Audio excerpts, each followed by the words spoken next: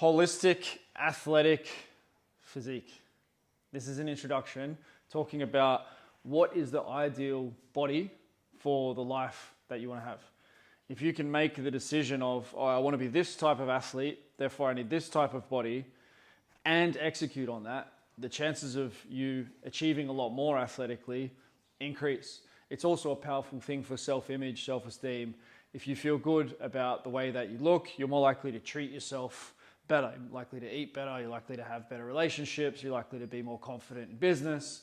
Some people are triggered by this conversation, think that, oh no, we shouldn't judge a book by its cover, but we're all making those snap judgments. Okay, clearly that person is able to discipline themselves. If you see a strong physique, you might have questions of like, is that through steroids? Is it genetic? Do they even train?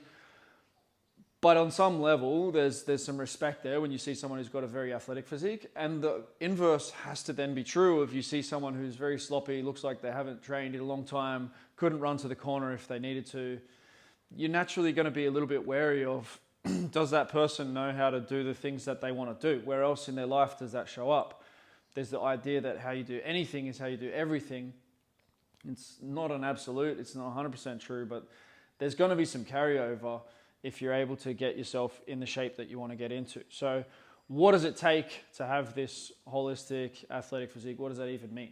The holistic is that we want to be building health at the same time. There's a lot of people taking shortcuts, macro diets, steroids, hormone replacement, etc., to be able to have the physique that they want. It's kind of short term. You get the silicone ab implants, all that sort of stuff. That's not what I'm talking about. That's not the goal. The goal is that you have a physique that you're proud of, but that you're becoming healthier in the process. You're building adaptive capacity to training through what you're doing with your nutrition, your lifestyle.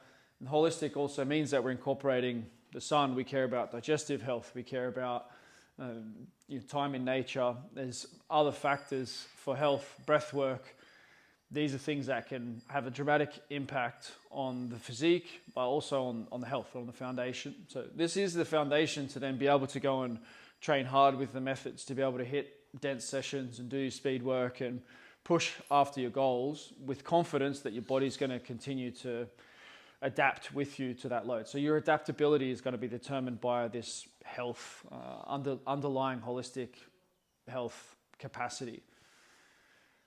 If your immune system is struggling because you have allergies or you're always getting sick, you will have trouble adapting to strength training. After you do strength training, there's damaged cells and the immune system is going and clearing that out and helping to support the adaptive process. If the immune system is already overburdened, the lymphatic system's already overburdened, it's going to be much more difficult. I learned this at the biosignature level 1 with Charles Pollock when he was talking about like the immune system is the foundation for hypertrophy.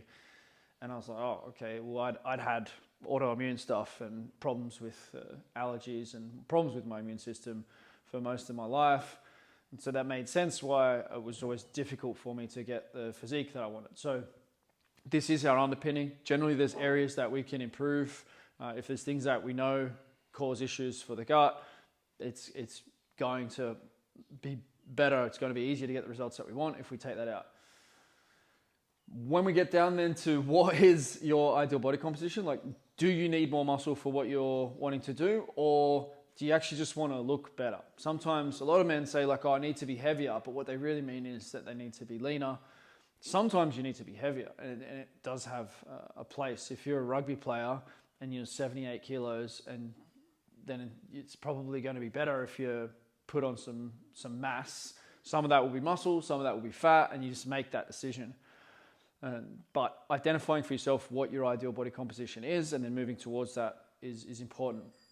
There's a thing called the fat-free mass index, or height-adjusted fat-free mass index.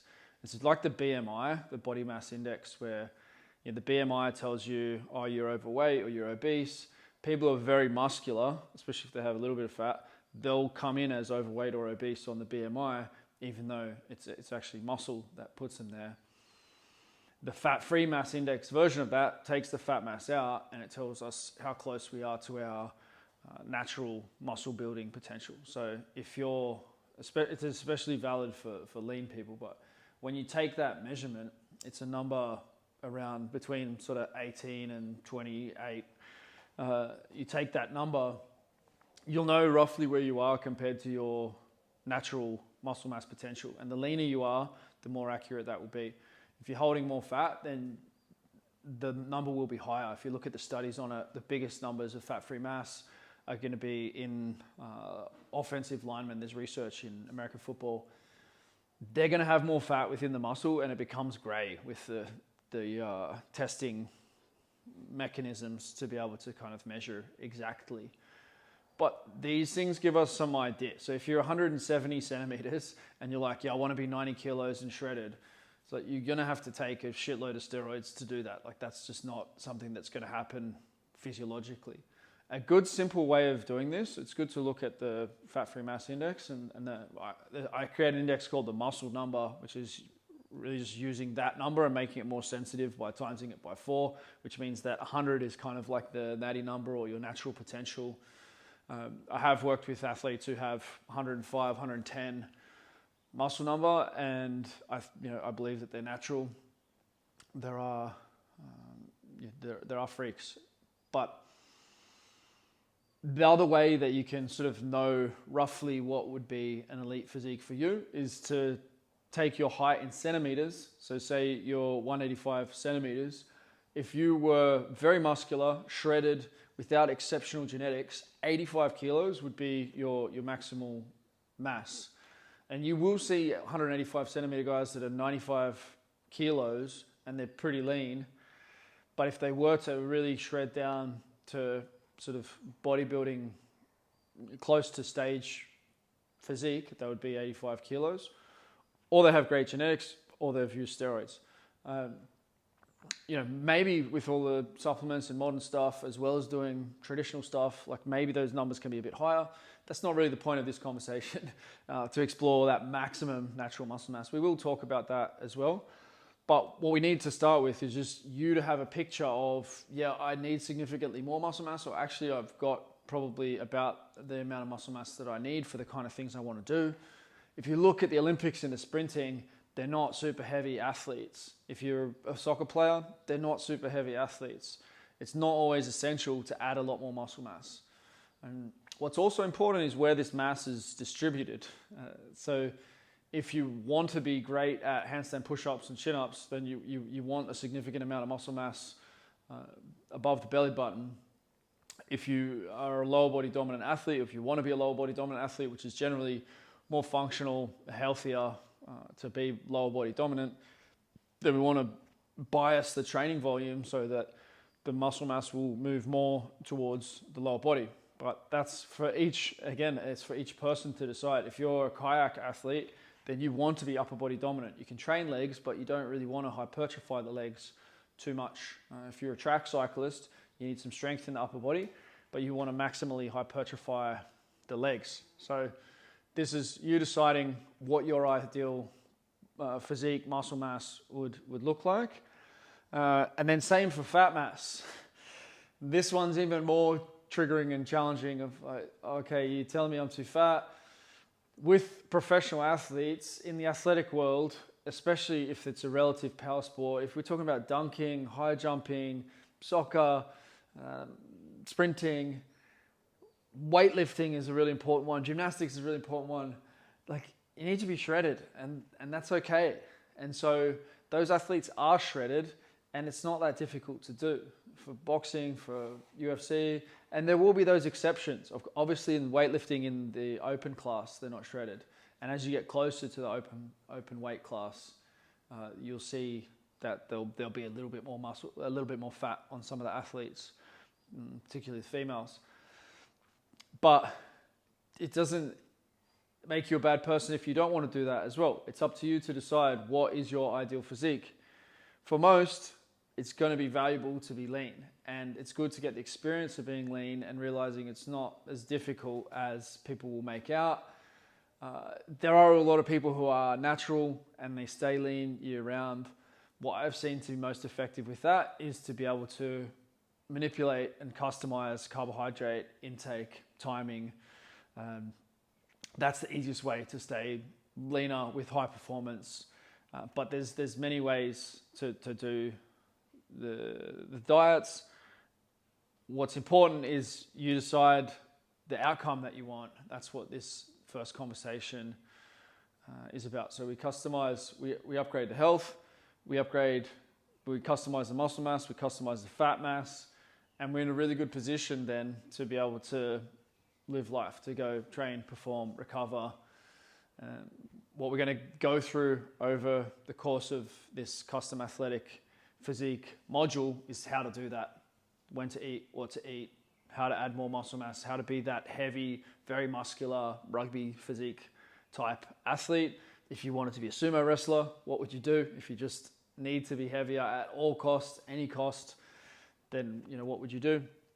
But then also shredding down quickly, staying shredded if that's the goal, and practices that will improve the health along the journey. So this is the introduction to custom athletic physique. I want you to think deeply about what you really want, not what you think is possible, not what you think your mother thinks you should do or your coach or someone else.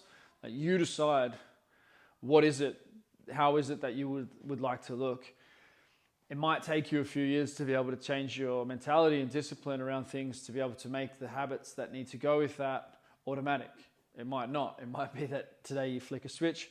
If you've already got exactly the physique that will serve you, if it's the optimal physique for serving your mission in life, your purpose, all the movements that you want to achieve, then that's fine. We can focus on the training to get you there and the performance side of athletics.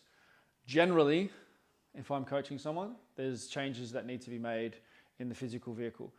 Charlie Francis said, looks right, flies right. If you look at the person and you're like, yeah, that's exactly the kind of physique that they need for this sport, for this goal, for this role, then happy days. If you look at the person and you're like, oh, yeah, he's on the edge, there's going to be those outliers, right? There's like the athlete who's really underweight that still plays rugby. It's like, yeah, he did, but look at how he was able to do that. He was super skillful, he was super tough, he had a bunch of injuries and he still managed to have a decent career.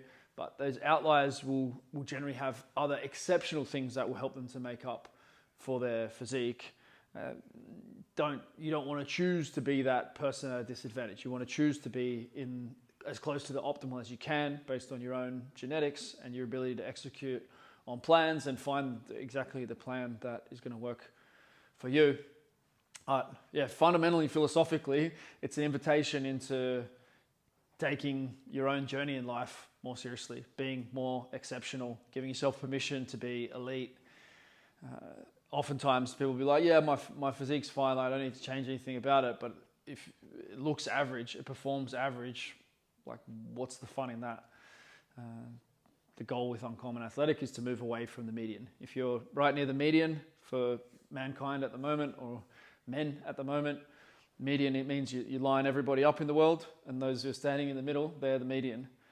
But the median in the Western world at the moment is not a great place to be in terms of finances, in terms of relationships, in terms of physique, in terms of athletic ability. So we want to move away from the median towards the excellent end.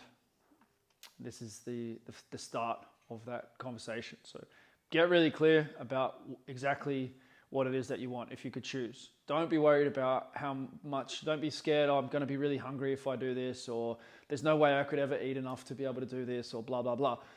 We're going to look at the details. Don't worry about the details for now. Don't worry about the how. The how is not relevant. What I'm asking you is, what do you want? If you can tell me what you want, I'm sure we can move towards that. I'm sure we can get you there.